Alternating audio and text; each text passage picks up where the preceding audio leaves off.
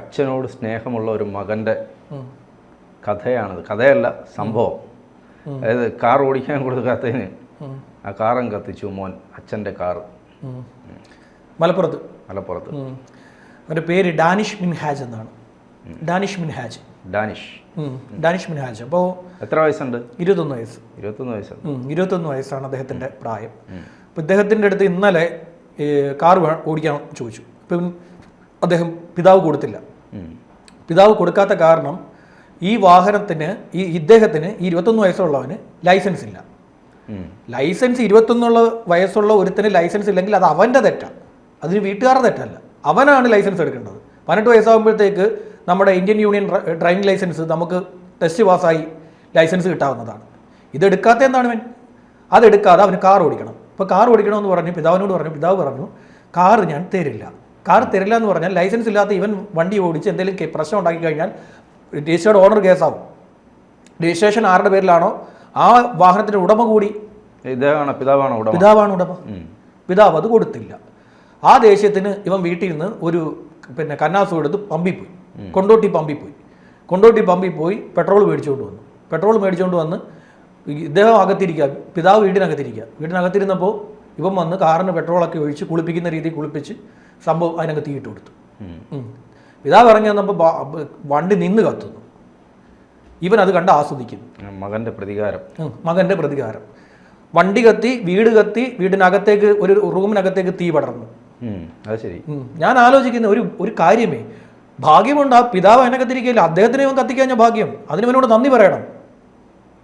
ഇത്രയും ചെയ്ത ഒരുത്തനെ, പിതാവിനൊക്കെ അകത്തിരുന്ന TV കണ്ടോണ്ടിരിക്കുന്ന പിതാവിനെ അവൻ കത്തിച്ചിരുന്നെങ്കിലും അതിനും മടിക്കത്തില്ല.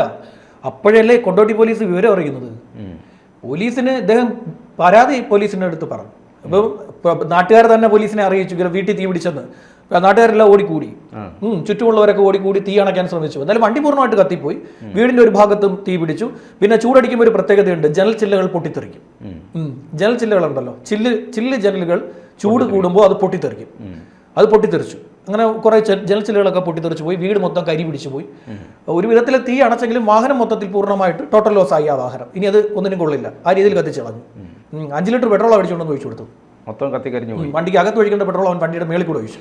എന്നിട്ട് അവൻ തീ കത്തിയിട്ട് അവൻ ഡ്യൂഡ് ഉണ്ടല്ലോ, ആട് ഭീകര ജീവി എന്നുള്ള അതിലെ ഡ്യൂഡിനെ പോലെ നിന്ന് ദിസ് ഈസ് മൈ എന്റർടൈൻമെന്റ് നിന്ന് ആസ്വദിച്ച് അവൻ അത് കണ്ടിട്ട് അത് അവനൊരു രസം. ഞാനിപ്പോഴും പറയുന്ന പിതാവ് ഭാഗ്യം കൊണ്ടാണ് രക്ഷപ്പെട്ടത്. ഇങ്ങനെയാണ് കുട്ടികളല്ലല്ലോ, 21 വയസ്സുള്ള യുവാവിന്റെ ഇത്ര യുവത്വത്തിന്റെ പെരുമാറ്റം. പിതാവിനോട് പ്രതികാരം, വാഹനം കത്തിച്ച് അവന്റെ സ്വന്തം വീട്, സ്വന്തം കിടക്കാടം കത്തിക്കുന്നവൻ ഇനി എന്തോ വേണം. അപ്പോൾ കൊണ്ടോട്ടി പോലീസ് ഈ പിതാവിനോട് പരാതി കിട്ടിയ പിതാവ് പോലീസിനോട് പറഞ്ഞു, ഞാൻ ഇവരെ നന്നാക്കാൻ ശ്രമിച്ചു, വർഷങ്ങളായി ഇവനെ ഞാൻ നന്നാക്കാൻ ശ്രമിച്ചുകൊണ്ടിരിക്കുകയാണ്, നടക്കുന്നില്ല. ഇനി നിങ്ങളാൽ കഴിയുമെങ്കിൽ നടക്കട്ടെ എന്ന് വിചാരിച്ചിട്ട് എൻ്റെ ഗതികേട് കൊണ്ടാണ് ഞാൻ പരാതി നൽകിയത്. അദ്ദേഹം പരാതി നൽകിയത് വളരെ നല്ല കാര്യം. ഇല്ലെങ്കിൽ ഇവൻ ഇനി അടുത്ത ഈ അക്രമം മറച്ചു വെച്ച് കഴിഞ്ഞാൽ ഇവൻ ഇനി അടുത്ത അക്രമം അദ്ദേഹത്തെ ആക്രമിക്കുന്നതായിരിക്കും.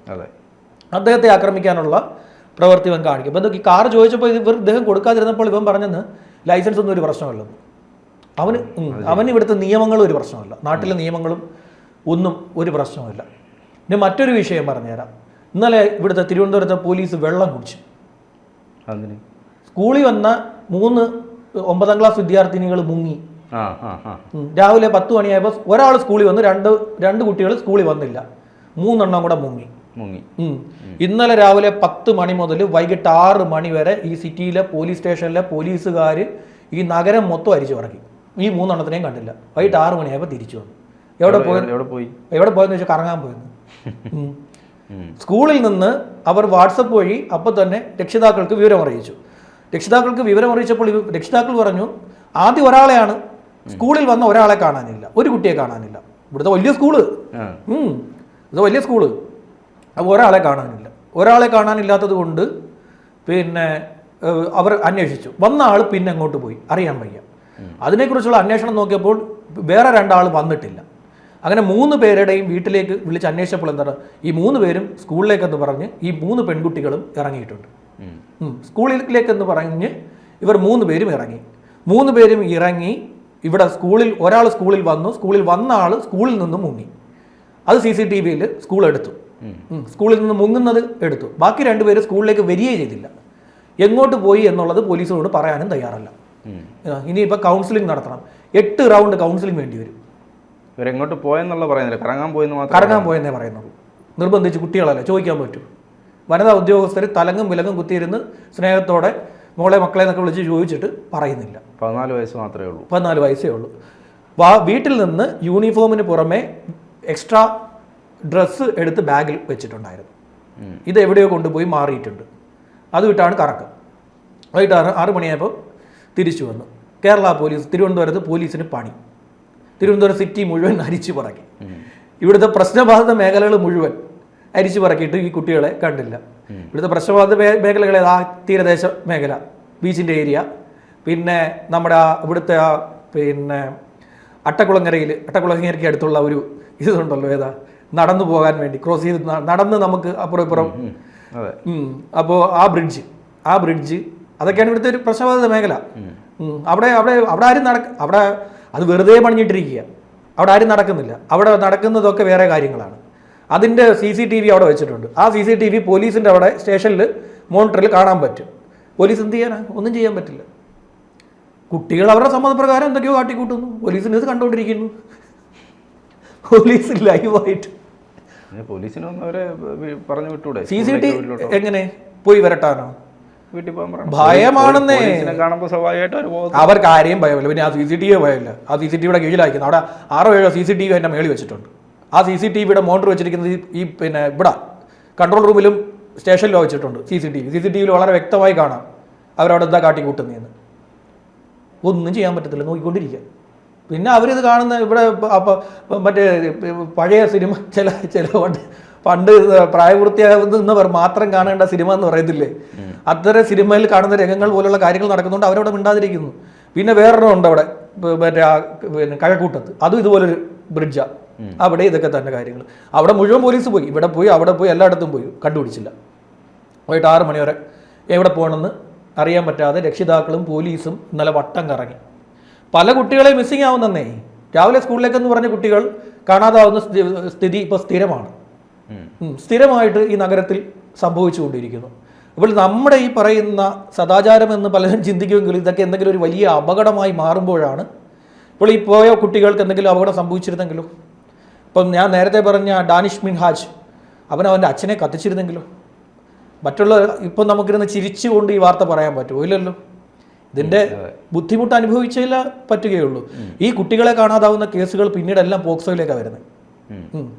കുട്ടികളെ കാണാതാകുന്നു, അത് പിന്നെ കൗൺസിൽ ചെയ്യുന്നു, കൗൺസിലിംഗ് വരുന്നു. കൗൺസിലിങ്ങിൽ കാര്യങ്ങൾ ഈ പല ഘട്ടങ്ങളിലായി കൗൺസിലിംഗ് നടത്തി കാര്യങ്ങൾ വരുമ്പോൾ ഇത് അവസാനം പോക്സോ എടുക്കേണ്ടി വരും, പോക്സോ കേസ് എടുക്കേണ്ടി വരും. കുട്ടികളുടെ ഭാവി ഇരുട്ടിലാകും. ഇപ്പോൾ ഒരു വലിയ സ്കൂളിൽ നിന്നാണ് ഈ കുട്ടികളെ കാണാതായത്. കുട്ടികളെ കാണാതായതിനു ശേഷം ഈ നഗരത്തിൽ പോലീസ് അരിച്ചു പറക്കിയപ്പോൾ തന്നെ കുട്ടികളുടെ ചിത്രങ്ങളും പുറത്തു വന്നിട്ടുണ്ട്. കുട്ടികളുടെ ചിത്രം പുറത്തുവിട്ടല്ല പറ്റും, പുറത്തുവിട്ടല്ല ആരെങ്കിലും അത് കണ്ടിട്ട് അറിയിക്കാൻ പറ്റൂ, ഇൻഫർമേഷൻ പാസ് ചെയ്യാൻ പറ്റുള്ളൂ. പിന്നെ നാളെ ഇത് വേറൊരു രീതിയിലാണ്, ഈ കേസിൽ ഈ സംഭവം വേറൊരു രീതിയിലാണെന്ന് പറഞ്ഞാൽ ഈ കുട്ടികളാണെന്ന് ഐഡന്റിഫൈ ചെയ്യത്തില്ലേ? കുട്ടികളുടെ ഭാവി പോയില്ലേ? ഇതാണ് ഇതിന്റെ. എന്നാൽ ഇത് പുറത്തു വിടാതിരിക്കാൻ പറ്റൂ. ഇത് ആളുകൾക്ക് മുഴുവൻ അയച്ചു കൊടുത്താലല്ല ഇത് എല്ലാ കണ്ടെത്താൻ പറ്റും. സിറ്റിയിലെ എല്ലാ പോലീസിന്റെ വാട്സപ്പ് ഗ്രൂപ്പിലേക്ക് ഇത് പോയി. വാട്സപ്പ് ഗ്രൂപ്പുകളിലേക്ക് എല്ലാവർക്കും അയച്ചു കൊടുത്തു. ഇത് പെട്ടെന്ന് എത്രയും വേഗം ആക്ഷൻ വേണമെന്ന് പറഞ്ഞു. സിറ്റി പോലീസ് കമ്മീഷണർ പറഞ്ഞു എത്രയും വേഗം ആക്ഷൻ വേണം. കാര്യം ഒരു കുട്ടി പോയിട്ട് അവസാനം വേറെ സ്റ്റേറ്റിൽ നിന്നാണ് ഇപ്പോൾ പിടിച്ചോണ്ട് വന്നത്. കഴക്കൂട്ടത്തു നിന്ന് ഒരു കുട്ടി പിണങ്ങിപ്പോയി, വീട്ടിൽ നിന്നും പിണങ്ങി ട്രെയിനിൽ കയറി പൊക്കളഞ്ഞു. വേറെ സ്റ്റേറ്റിൽ നിന്നാണ് പിടിച്ചോണ്ട് വന്നത്. ഇവിടെ എല്ലാവരും പോയി. ഇവിടെ ഒരു ട്രെയിൻ പാലക്കാട് തടഞ്ഞിട്ടു. രാത്രിയിൽ പോകേണ്ട ട്രെയിൻ 1-2 മണിക്കൂർ അവിടെ തടഞ്ഞിട്ടു. തെറ്റായ ഇൻഫർമേഷൻ കൊടുത്തു. കന്യാകുമാരി അരിച്ചു പറക്കി. കന്യാകുമാരിയിലെ മുക്കും മൂലയും ഇവിടുന്ന് കഴക്കൂട്ടത്ത് നിന്ന് പോലീസ് പോയി അവിടെ അരിച്ചു പറക്കി. തമിഴ്നാട് പോലീസിനും പണി, ഇവിടുത്തെ പോലീസിനും പണി. കുട്ടി കുട്ടി അങ്ങ് വിജയവാഡയിലോ മറ്റോ ആണ് അവിടെ പോയിരിക്കുന്നു. ആ കുട്ടി ഇപ്പോൾ ഇവിടെ വന്നിട്ട് ഇവിടെ പിന്നെ CWCയിലാ കുട്ടി വീട്ടിൽ പോകാൻ തയ്യാറല്ല. കുട്ടിയുടെ ഇപ്പോൾ സംശയം തോന്നുന്ന കുട്ടി എന്തുകൊണ്ട് പോകാൻ തയ്യാറാകുന്നില്ല എന്നുള്ള കാര്യം അറിയുന്നതിന് വേണ്ടി അതിനിപ്പോൾ കൗൺസിലിംഗ് കൊടുത്തുകൊണ്ടിരിക്കുക. കുട്ടി ഒന്നും പറയുന്നില്ല. കുട്ടി വീട്ടിലെ കാര്യങ്ങളെക്കുറിച്ച് സംസാരിക്കാൻ തയ്യാറല്ല. ഇപ്പോൾ ആ കുട്ടിയെ മനസ്സിലാകുന്ന ആ കുട്ടിക്ക് അച്ഛനോട് വലിയ അറ്റാച്ച്മെന്റ് ഉണ്ട്. അമ്മയോട് തീരെയില്ല. അമ്മയോട് സംസാരിക്കാനും ആ കുട്ടി പെരുമാറാനും തയ്യാറല്ല. മാത്രമല്ല കുട്ടി ആദ്യഘട്ടത്തിൽ പറഞ്ഞത് കുട്ടി അമ്മ അടിക്കും, ജോലി ചെയ്യിക്കും, പഠിക്കാൻ സമ്മതിക്കില്ല. ഇതാണ് പ്രധാന കാരണമെന്നാണ് കുട്ടി പഠിക്കാൻ അമ്മ സമ്മതിക്കുന്നില്ലെന്നാണ് പറഞ്ഞിരിക്കുന്നത്. ഇപ്പോൾ അവർ ഏറ്റവും അവസാനം ആ കാര്യത്തിൽ എടുത്തിരിക്കുന്ന തീരുമാനം DNA എടുക്കാനാണ്. കാര്യം കുട്ടിയുടെ അമ്മ ഇത് തന്നെയാണോ എന്ന് സംശയം പോലീസിന്. DNA എടുത്ത് പരിശോധിക്കാൻ ഇപ്പോൾ തീരുമാനിച്ചിരിക്കുന്നു. കുട്ടിയുടെ അമ്മയുടെ കുട്ടിയുടെ DNA എടുത്ത് പരിശോധിച്ച് ഇത് കുട്ടി ആ സ്ത്രീയുടെ മകളാണോ എന്നറിയാനുള്ള പരിശോധന. ആ കുട്ടിയുടെ മാത്രമല്ല, ബാക്കി 2 കുട്ടികൾ അവർക്ക് വേറെയുണ്ട്, അവരുടെയും DNA എടുത്ത് പരിശോധിക്കാനാണ് തീരുമാനിച്ചിരിക്കുന്നത്. എന്തുകൊണ്ട് ഒരു അമ്മയ്ക്ക് കുഞ്ഞിനോട് ഇത്ര പക വരുന്നു എന്നതാണ്. മാത്രമല്ല അവർ പറഞ്ഞിട്ടുണ്ടല്ലോ ബാക്കി കുഞ്ഞുങ്ങളെയും കൂടെ അവിടെ നിർത്തിക്കോളാൻ. അവർ ഏറ്റെടുത്തോളാം എന്ന് പറഞ്ഞു. CWC ഏറ്റെടുത്തോളാം. അമ്മയ്ക്ക് താല്പര്യം ഉണ്ടെന്ന് പറഞ്ഞു, അച്ഛനാണ് സമ്മതിക്കാത്തത്.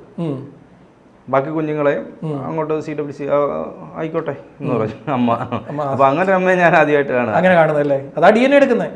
DNA പരിശോധന ഈ കുട്ടിയുടെ അച്ഛൻ പറഞ്ഞത് അത് തന്നെ, അവർ തന്നെയാണ് അതിന്റെ അമ്മ എന്ന് പറയുന്നത്. പക്ഷേ പോലീസിന് സംശയം, CWCക്ക് സംശയം. ഇപ്പോൾ CWC പോലീസിനോട് ഇക്കാര്യം പറഞ്ഞു. പോലീസ് നമുക്ക് DNA എടുക്കാനുള്ള തീരുമാനം അവരെടുത്തിട്ടുണ്ട്. അപ്പോൾ ഉടൻ തന്നെ DNA പരിശോധന നടത്തിയിട്ട് ഇതിൻ്റെ അമ്മയാണോ അല്ലെങ്കിൽ മറ്റാരെങ്കിലും ആണോ ഇതിൻ്റെ മാതാവ് എന്ന് കണ്ടെത്താനുള്ളൊരു ശ്രമം നടത്തും. ഏതായാലും ഇന്നലെ പോലീസിന് പണി, മലപ്പുറത്ത് വണ്ടി കത്തിച്ചതിൽ വേറെ പണി, മൊത്തത്തിൽ വിഷയം.